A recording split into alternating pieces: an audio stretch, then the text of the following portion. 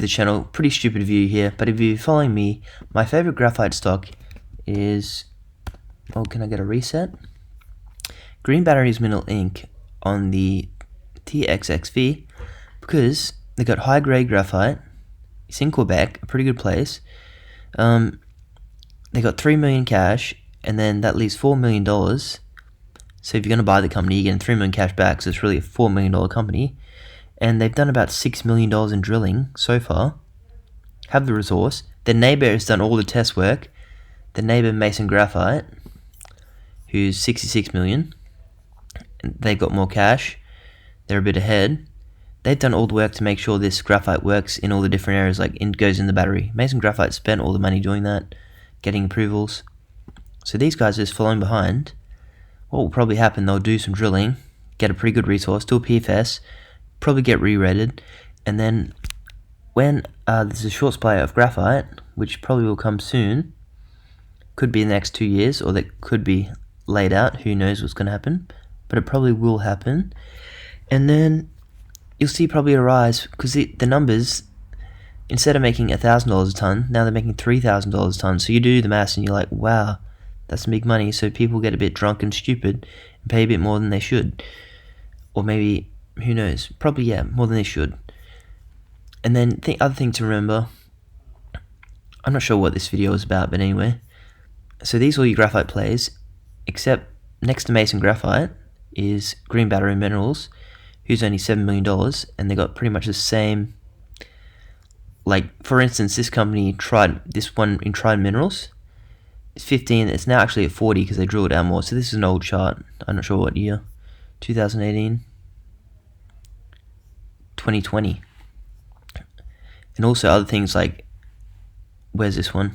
Trident Minerals, they lost. The Mozambique government took this project off them because they weren't doing anything with it. Yeah, so these Quebec ones are high, they got hydropower. And the cheapest one isn't on this graph, pretty hard to find. This is, Talga's probably the best. They got all the upstream going. They're in, like, Europe, close to all the car makers. They got hydroelectricity, high grade, all hydropower. It's probably the best thing, but you have to pay $500 million for these guys. Where I'd rather risk it, $7 million for these guys. More risk, more reward, in my opinion. And who knows, these guys go very well. And the other thing I was going to say is Baie-Comeau. Anyone ever been to Baie-Comeau? Probably not. It's the middle of nowhere. So anyway, if anyone knows Novonix, I don't know why this is not loading. Oh my god. Okay, so this is Mason Graphite and GEM trucking it to here because they don't want to build the plant here because it probably costs more or something, or it gets too cold in the winter or too hard to find a working labor force. So they're going to truck it here, and hopefully they're going to have Tesla trucks so they don't have to pay so much bloody drivers. And then they're going to process it here, and then you know what's going to happen? Novonix is going to have a joint venture, and Novonix Research Center here is going to get the natural graphite because Novonix is going to run a synthetic later in the decade, and they're going to say, hey, we like your resource, it's close to us. That Novonix news comes out, and you bought now at $7 million, that company's now $100 million, and you're retired. So anyway, a bit of a stupid video, but you could buy these other projects over here and bloody, these guys have to ship it. I know, are people going to get electric cars around here? Probably not. Probably mostly from China. Big in Europe. I know, the point is there's all ins and outs. Like, this company might have to spend more because the labor force is more in Kenda. This company has to spend nothing because Tanzania is real cheap, but then the government takes it off them. So a lot of things to think about, and you could think all day which is the best. You just got to pick one in the end. So my favorites, this one, because it's pretty unknown, I feel. And then Black Earth Minerals, pretty good. They got a low capex, but then they got lower grade, and the MPV looks a bit worse in comparison to Mason Graphite. But they're only 30 million, and Mason Graphite is like 66. So there's so many variables, and anyway, saying all that, the ones I would be looking into if you want to research them: ASX, BEM, and then also IG6, a bit more expensive, but they've already started on the downside.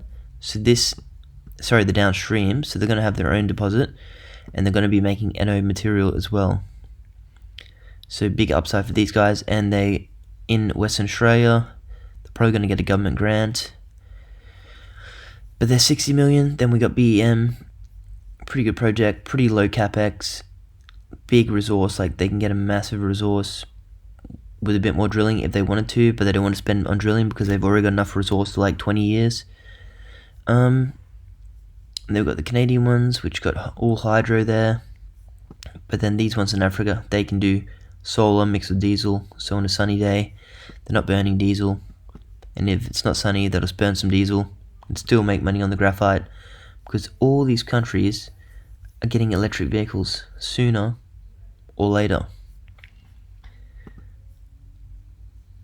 So yeah, BEM, well, where I did put my money, I did put in BEM, and then I took it out to go in TS, which I was jumping all over the place, but anyway, I put it into this company, but BEM is still second place. I got money in IG6 because they got the downstream already announced, but this company could announce downstream later, and you know it could happen, so it probably will happen. They'll announce downstream, and you bought in before the downstream announcement, so your price might go up. And then we got Volt Resources.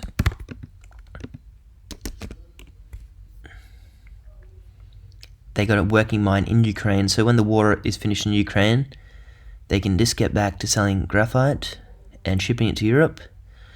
Not shipping it, trucking it, whatever. And then they've actually got a pretty good lithium spot next to Rio Tinto's massive lithium one in Serbia. But Rio Tinto did spend like 20 years trying to get it going. And then they've got a big thing in Africa too, massive resource in Africa. So there's a few to look into. RNU, I know they're still probably pretty good.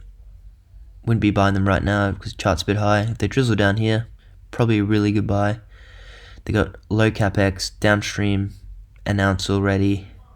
In Australia, they got a government loan for the project, so they don't have to raise all that money and dilute the share price. The government's given it to them, probably at a pretty good price, because they want jobs in Australia. So this, who knows, if they give a government grant to Renascor, they'll probably give one to IG6, and they'll probably give one to my beloved KTA on the ASX, who had announced they had rare earths on the surface, and then it's like it's on the surface, it's going to be underneath the ground too. They drilled it. I knew this announcement was coming, and I bought in, and it went up. Probably a bit of luck, bit of research, and they've got other news coming, and they'll probably just keep going from here, drilling out more of the rare earths one. They've also got nickel in the same area, could go well, and then the government will give them a grant, and we'll retire. We'll just retire on these guys. So thanks for watching, and I'll see you in the next video. Any stocks you think are good? I like the small stocks that can grow into the big ones. So I like RNU. Maybe you see your RNU here, you thought, yeah, it has a chance here, so you bought in.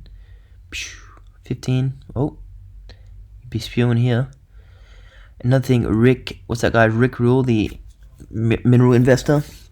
He's had 10x's and they've all gone down. You have to hold them for a while, and they all go up and down, and you just have to hold through.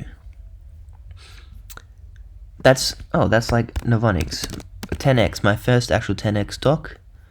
Wouldn't buy them now, but I bought them at $1. Got to $2 and went back down to near $1. And I thought it was still good. Went up, went crazy, and it was just ridiculous to buy them here. Like, you have to look at your stock and say, what are they actually doing? How much money they're making right now?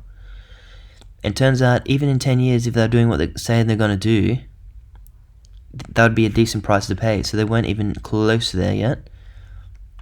And so I was like, selling. Actually, I think this day I sold because I freaked out because it dropped. I actually sold before it went down 30%. I think I got out like 10% drop. Knew it was ridiculously priced. And now they're back down here. They still could go well. They could become the next, most likely company to become the next CATL or Panasonic, in my opinion, because they make the equipment that tests batteries for all the big players. So they know how battery works. They can get materials from anywhere, put it together, raise the money. They got the brains. They got the testing equipment. Just look into them. And Novonix is probably going to buy out. In the perfect world, buys out Green Battery Mills Inc. So hopefully they send their stuff to Novonix. Novonix says, yep, we can do this. They buy them out, and I'm triple billionaire. Sorry, just being a bit stupid now, but yeah, tell me any stocks you like. Small ones that can grow into big ones, have some sort of advantage over the competition for some reason or another.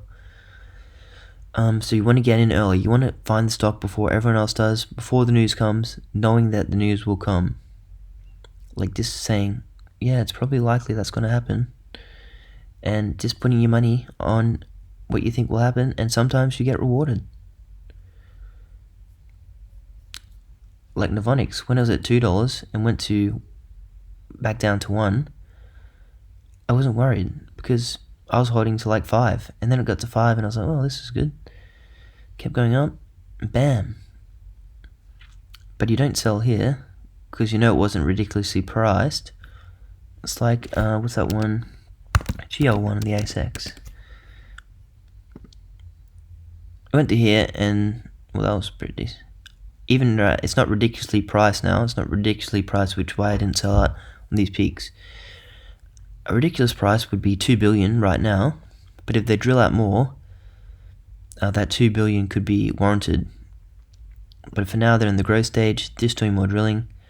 They've got all the finance in place. They could probably drill it out more, do the research, and then they'll start getting this spodumene out of the ground. So price tag for this one, 1 to 2 billion. 2 billion is probably a few more years away than 1 billion.